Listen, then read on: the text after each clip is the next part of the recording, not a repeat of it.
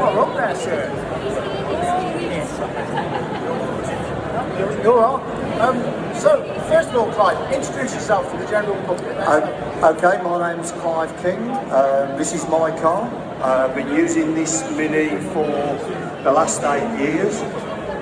It's normally those people who may have seen photographs up until Christmas. It was still white with a black roof. We've changed the colour scheme this year, thanks to Mini Sport. Last year we had a fantastic year. We won the Mini Cup Championship.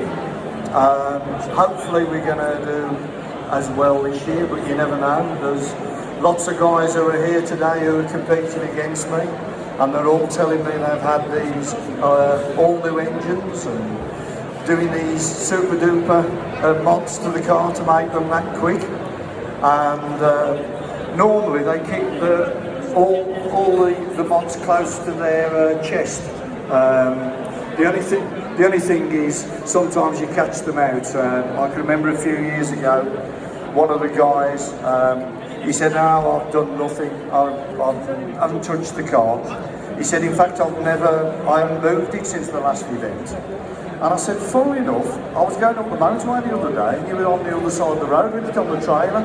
And he goes, "Oh, he'd spent a day testing." So maybe they don't tell you everything on there. Let me tell you a little bit about the Mini Cup. The Mini Cup is designed for classic minis. It's designed to try and keep the cars out there competing and on a level playing field. The rules are it has to be an A-series engine, so you can't have any of these Ibusa motorbike engine rear-wheel drive minis doing it. It has to be as they were in period. There are some restrictions on the modifications you can make, and that is to try and make it as level as we possibly can. Things like tyres, we've got Yokohama do a control tyre for us, so everybody is on the same rubber. We have restrictions on what modifications you can make, but in fairness, they're fairly extensive. The events we've got this year, if everybody wants to have a look at this poster here, we've got, I better not move back this way, we've got 9 rounds. The first round is at Western Park, which is not a million miles away from here. You're all welcome to come and look. At the moment we've got 15 minis entered. We are hoping that's going to go up to 20 at least by the 14th of March, on there, which is a Saturday. Like I say, you're all welcome. There's a lot of the Mini Cup guys here who always tend to come and try and look for those elusive bits, what you can't find anywhere else when they go around the auto jumble. Let me tell you a little bit about my car. It's a 1964 Mini Cooper S. It hasn't got to be a Cooper S, it just so happens this one I found in a lock-up about 12 years ago that had been left there since the late 70s, and we managed to drag it out, restore it. Engine spec, if I lift the bonnet up, you'll be able to have a look at it a little bit more. Craig, do you want to just put the catch down for me? The engine is a 1293. It's got a reworked standard crankshaft, which has been heat treated, wedged, cross drilled, what you can do for it, but it's not a steel one, standard one. Standard Metro rods that have been lightened. It's got Amiga pistons in there. It's got a Mini Sport modified head, and it's got a full race camshaft. We're on 20" 3/4 SU carburetors, which we've found give the best performance overall. This engine has done 2 years so far. We're probably going to rip it out after the ACBO, the first round. We've got a little bit of a break there and just check things over, but in fairness, it's running okay. The gearbox on this is a straight cut full synchro gearbox with a remote on the back, and a Salisbury limited slip differential, which is set to about 45 foot-pounds. That might sound gobbledygook to a lot of people, but it basically stops the one wheel from spinning up. It sort of transfers the power to the other wheel. It's fairly straightforward. There's no real humdinging modifications that you could. It's more or less built for reliability. The problem we've probably had over the last few years, if you'd have asked me 10 years ago, I would have said there's no way you can get any more performance out of the old A-Series engine.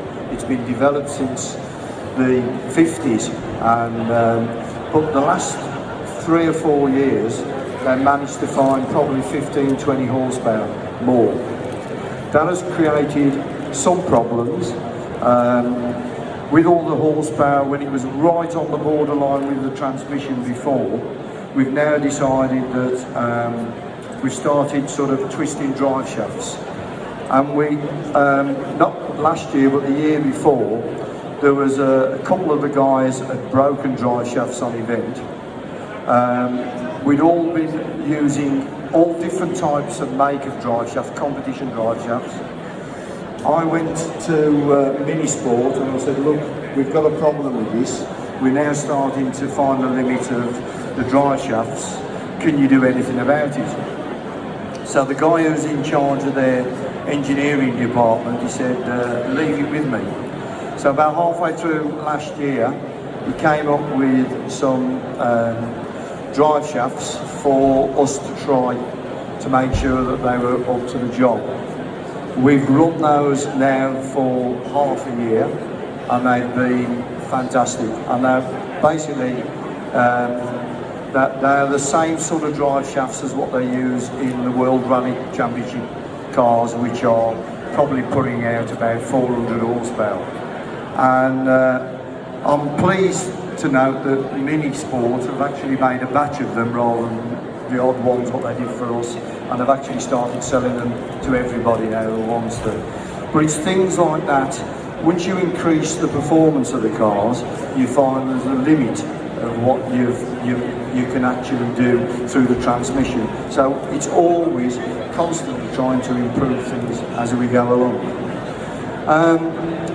Going back to the championship, it's very, very friendly. In fact, there's about 8 of the crews here with me, all taking the mickey out of everybody else, and on events it's exactly the same.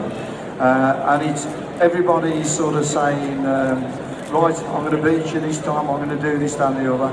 But it all stops when the flag drops, is the way I would say. And it's the winner always tends up to be the one who drives the hardest. It's not guaranteed who's going to win. It could be one of about 10 people who could win. And the trouble is, there's all these guys keep coming in who are perhaps getting quicker and quicker, where I think I'm getting slower and slower as the years go by.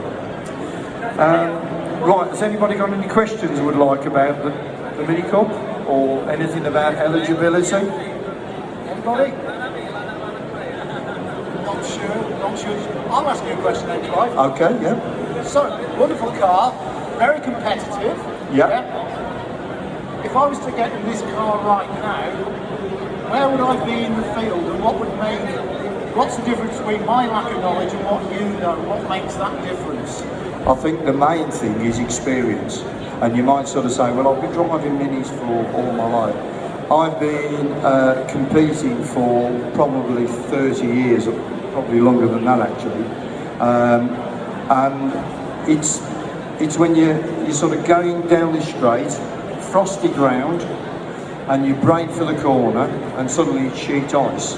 And instead of crashing off, you're sort of trying to sort of throw the car through various swinging details, grabbing the handbrake, dropping it down gears, keeping the power on, left foot braking, all these sort of things to try and get round the bend. And hopefully you get round the bend, whereas probably someone who's inexperienced in driving in those circumstances may well go off, lose a bit of time, if not hit anything, and then come back on. So, excuse me, that's probably the most the difference with there. How do you refrain? How do you get your art? Where do you get your experience from? Well, it's just about coming out and doing the events. Again, testing is one of the ways, but you're never pushed while you're testing. You're driving well within yourself. I mean, on the Agbo, the first round, we will be on the start line, and it will be death as you go off the start line and all the way through. And you have to do that because there'll probably be 10 cars within 5 seconds of each other. So you slip one gear change, or you go wide on one bend, and then 3 people have beaten you on the stage. It's that close. Yeah. But that's the whole idea of it, you know, that, you know, level playing field, so everybody's in the same car. Can you do it on the cheap? Well, you can. It's probably, if anybody wants to go rallying, it is the cheapest form of rallying.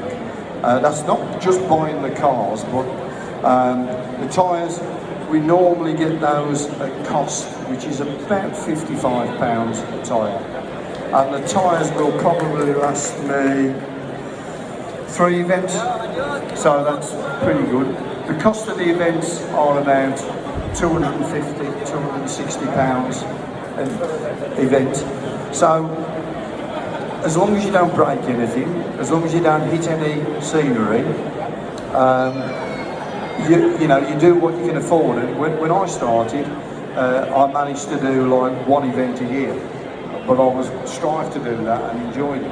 I, you know, just bought a house. It was very, very difficult, but it was great to do that. My son, he's converted to rallying a Mini. He came last year and said, I can't afford to do the championship, Dad. He says, I'll just do what I can. Ended up going to Belgium, doing everything he did while he was there. So, and this year he's doing it again, aren't he? So, first event, nice and local actually. If you're from the Shropshire area, Shropshire, Staffordshire area, Weston Park is all welcome. All welcome. And historic rally class. Yeah, well, it's the Saturday event is an historic only event. Yes. So there'll be yes, there's going to be minis, but there's going to be escorts, Lotus Cortinas, might be a Healy 3 litre. You never know. All those sort of cars competing. So this is really entertaining, isn't yeah, it? It should be. Yeah. And do the minis still top the league, or are they not in competition? We can do. Last year, I think I finished 9th. Okay, overall. Okay, that's pretty good. But But we did have a few problems. We should have been probably about 7th. Okay, we sort of a straw bale sort of moved in front of me and managed to just stop us a little bit. Yeah. But that was 7th. Ahead of us was a Chevette HSR, which has got like 300 horsepower, and the rest were Escort BDAs. So you know, and you forget actually now the historic level, it moves on year on year, doesn't it? So you're getting relatively, feels like more modern cars then competing. Well, I mean, they were on like racing tyres. We're on road tyres. In effect, makes a big difference. And they're also, you know, you can try and make up for the lack of performance, but you know, they've probably got a good 120, 130 horsepower more than us.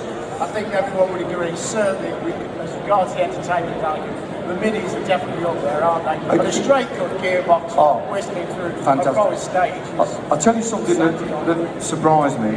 All the guys are mini enthusiasts who are out there. They're not just competing because they're into rallying. They're actually into the car first.